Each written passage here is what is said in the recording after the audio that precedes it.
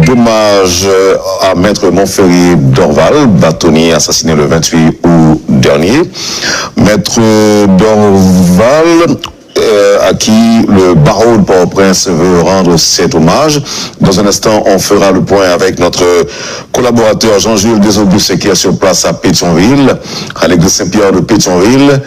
Et nos invités, les invités de la rubrique Le Point de ce matin, Madame Niova Bruno du Bureau de criminologie empirique d'Haïti et le criminologue Jean-Ulrich Pavilus. Et sans tarder, nous allons nous rendre à Pétionville pour retrouver notre collaborateur Jean-Jules Desaugustes qui va faire le point pour nous. Jean-Jules Desaugustes, bonjour. Est-ce que la cérémonie a déjà débuté? Bonjour Wendell, bonjour à tous et à toutes. Pas encore effectivement, mais les avocats et avocates sont déjà sur place pour participer à ces funérailles, donc aux funérailles de Maître Montferrier Dorval. Évidemment, tout autour de l'église Saint-Pierre, il y a de hauts dispositifs sécuritaires dans le cadre d'éviter toute éventualité et comme nous l'avait confié un policier qui est aux commandes au cours de cette circonstance. Les avocats sont sur place, les membres du barreau sont également sur place et la presse nationale et internationale est également sur place pour suivre le déroulement de cette cérémonie d'hommage, donc en mémoire de Maître Montferrier Dorval. Nous imaginons la présence de curieux, de badauds, tout ça, et à l'église, en fait, aux alentours de l'église Saint-Pierre de Pétionville, Jean-Jules Desaugustes. Pas encore non plus, évidemment, parce que les dispositifs sécuritaires empêchent à tout intrus, je dirais, tout contrevenant de se présenter sur les lieux des funérailles de Maître Montferrier Dorval. Évidemment, nous avons l'opportunité de revoir Maître Paul Rachel Cadet, comme nous l'avons dit au début de la première intervention que nous avons faite, qui est membre du Conseil de l'Ordre des avocats de Port-au-Prince. Il y a un programme qui est prévu en la circonstance. Maître Paul Rachel Cadet, je propose de nous en donner lecture et nous l'écoutons. Bonjour Maître Paul Rachel Cadet, vous êtes sur Métropole. Toujours depuis 8 heures déjà, on était disposé à accueillir tous ceux-là qui devraient participer à cette cérémonie. Donc, et après, on procédera à l'entrée solennelle du Conseil de l'Ordre. Il y aura une cérémonie de remise du certificat du grade du commandeur décerné au bâtonnier Montferrier Dorval à titre posthume et de restitution du bâton.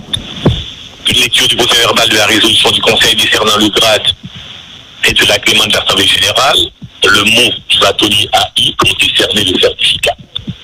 On procédera à un moment d'éloge funèbre. Il y aura les propos du directeur de l'Université d'État d'Haïti, propos du doyen de la faculté de droit de l'Université Kiskeya, M. Fernand Auguste, et propos de l'administrateur de la conférence internationale des barreaux, M. Stanley Gaston. Il y aura beaucoup d'allocutions. Il y aura aussi celle du président de la Fédération des barreaux d'Haïti, M. Jacques Le Temps. La cérémonie religieuse commencera à 9h30 s'il n'y a pas de retard. Et avant la bénédiction finale, les anciens bâtonniers demandent aux célébrants principaux de bénir les bâtons exposés. Et il y aura aussi présent la réplique du bâton original. Les anciens bâtonniers remettent la réplique du bâton aux représentants de la famille, du défunt, et gardent le second bâton du bâtonnier pour transfert ultérieur. Quand vous parlez de bâton en termes de précision, ce n'est pas le bâton qu'avait Maître Montferrier Dorval, c'est juste une réplique, c'est volé du bâton symbole, donc du bâtonnier de l'ordre des avocats. En termes de précision, tout à fait, c'est ça. On parle d'une réplique, car on sait ce qui a été fait ce jour-là de ce drame. Le bâton n'était plus là, donc on n'a plus l'authentique bâton, donc on aura la réplique du bâton, et quand nous parlons du bâton aujourd'hui, on parle de la réplique. Toute précision, c'est Monseigneur Pierre-André Dumas qui dira la messe de ce matin et Maître. Et voilà pour la programmation et des cérémonies déroulées de funérailles en l'honneur de Maître Montferrier Dorval, assassiné le 28 août dernier, donc dans sa résidence à Pellerin 5. Nous avons plusieurs anciens bâtonniers qui sont sur place pour venir participer à cette cérémonie. Comme nous l'avons dit, la presse nationale et internationale de hauts dispositifs sécuritaires pour, si vous voulez, suivre pour que cette cérémonie se déroule dans les règles de l'art selon certains avocats qui sont sur place et qui nous confient aussi leur douleur en vivant cette cérémonie, en participant à la cérémonie de funérailles de Maître Montferrier Dorval. Une cérémonie qui s'annonce longue, très longue, avec toutes ces allocutions, Jean-Gilles Desaugustes, les allocutions qui sont prévues. Oui, absolument, absolument. Comme nous l'avons dit, il y a Maître Bernard Gousse qui est sur place, qui nous dit un petit mot à la circonstance. Bonjour Maître Gousse, vous êtes sur Métropole. Quel est le sentiment avec lequel vous participez à la cérémonie de ce matin, juste une cérémonie funéraire en mémoire de Maître Montferrier Dorval, évidemment? Bon, un état d'esprit de solidarité. Bon, d'abord, l'accompagnement de l'âme de Maître Dorval vers sa dernière demeure, mais aussi une manifestation de l'ensemble de la corporation pour l'indignation et la révolte que suscite cette acte. Dans le programme de cette cérémonie, vous allez intervenir aussi sans peut-être vous demander de nous dire le propos de votre discours, mais dites-nous quelques mots quand même relatifs à cette intervention que vous allez faire aujourd'hui au cours de cette cérémonie, Maître Bernard. Vous me permettrez de ne pas faire un discours par anticipation. Donc, si vous voulez, on en parlera vous le commenterez lorsque vous aurez entendu mes propos. Merci beaucoup. Maître Victor Benoît est aussi avec nous. Et Maître Benoît, bonjour. Vous participez à cette cérémonie avec quel sentiment ce matin? Sentiment de révolte. Pour dire non. Cette affaire ne peut plus continuer. Vous avez connu Maître Montferrier Dorval, oui, vous l'avez dit. Alors, cette collègue, au niveau de l'enseignement, j'étais de son cours ici à l'université. Et ensuite, c'est un grand personnage, un grand intellectuel dans le milieu haïtien. C'est quelqu'un qui a beaucoup de services. Une de nos étudiants qu'il a formé, qu'il voudrait continuer toujours à former.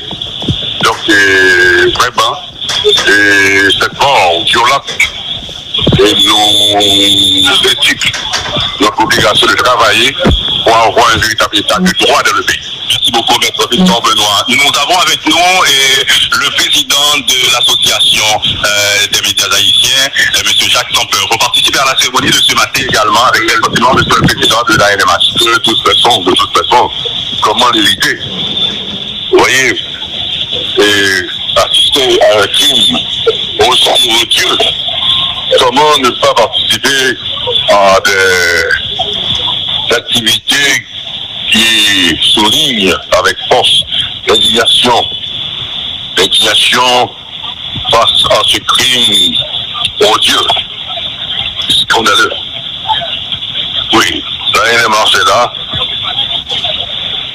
C'est la moindre des choses qu'on peut faire. Vous avez dit quelque chose? On l'a exécuté, on l'a suivi. Oui, je suis Maître Malois à Style, on l'a suivi. Non, alors, après, que Maître Dorval, ce n'est pas n'importe qui. Le regardez maintenant, où assassine le monde à la Cali. Le qui m'a été avec où ça? Nous sommes pour des présidents. Merci beaucoup, cher maître. Voilà, Métropole, nous sommes sur place pour suivre les premières heures de cette cérémonie, ou les premières minutes de cette cérémonie, mais aussi surtout les dernières heures consacrées à Maître Montferrier Dorval. Merci. Bâtonnier de l'ordre des avocats de Port-au-Prince, assassiné le 28 août dans sa résidence privée à Pellerin-5, comme on le sait. Merci Jean-Jules Desaugustes pour ces premiers moments d'émotion, je dirais, à l'occasion de cette cérémonie d'hommage à Maître Montferrier Dorval. On vous retrouve, si besoin se fait sentir, un peu plus tard, avant la fin de la rubrique Le Point. Merci beaucoup Jean-Jules Desaugustes. Merci beaucoup, studio. Voilà, et c'est le moment d'accueillir nos invités, Jean-Ulrich Pavilus, criminologue, et puis Madame Nirva Bruno, qui est du bureau de criminologie empirique d'Haïti. Je suis heureux d'avoir la possibilité de les accueillir ce matin. Madame Bruno, bonjour et bienvenue à Métropole. Bonjour Wendell, je dis un gros bonjour à tout le staff de Radio Télé Métropole et à tous les téléspectateurs. Maître Pavilus, bonjour et bienvenue. Bonjour, monsieur Wendell, comment allez-vous? Je vais bien, merci. Alors, je vous ai introduit ce matin en tant que criminologue. La première question que j'aurais aimé vous poser, d'ailleurs, vous étiez déjà là, en studio, au moment où j'accueillais notre collaborateur qui est sur place à Pétionville, en votre qualité de de criminologue, selon vous, par où devrait-on commencer avec cette enquête?